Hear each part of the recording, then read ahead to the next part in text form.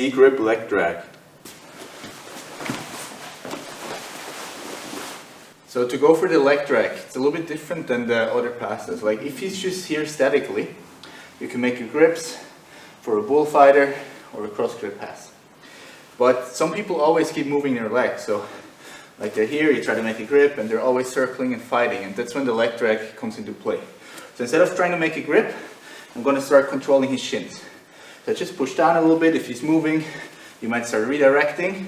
For the drill here, you can just stay on top. I'm using like the fingertips to push, and I want to have like the feeling of when he's resisting and pushing a little bit back. Because remember, if he just stays here, don't go leg drag, just set up your grips for a bullfighter. Now I don't want to stay in front of him. I want to get a little bit to the side. So when I'm controlling his legs here, I'm going to shift my weight a little bit over and I take a little step. Now the knees are always pointed in here, like this. If they're open, it's really easy for him to make hooks, off balance me. If I'm here, it's actually really hard for him to do that. And my posture here is I'm really bent over, because when I go leg drag, I want to trap this leg between my upper body and my lower body. If I'm postured all the way, like there's no way to put the leg here. So I keep the legs far enough so that he's not able to make an effective hook there. Like he might extend the leg, but now he's really opening himself up. If I'm too close, then he can play the Lahiva and other guards.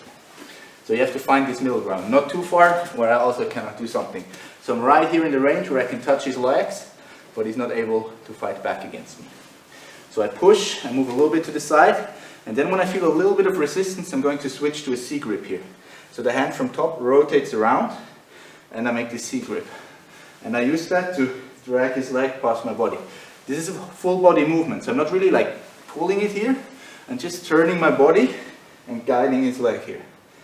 So this shoulder has to go out of the way as well. If I stay in front of him here, he will step on me and use that to recover.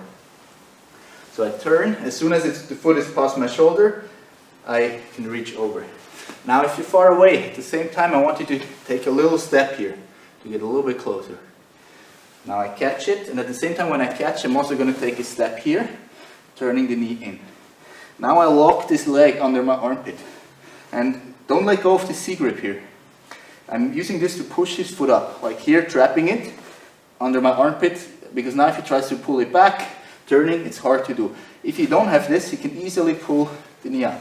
So keep lifting that foot and use your elbow and hand to trap the leg there.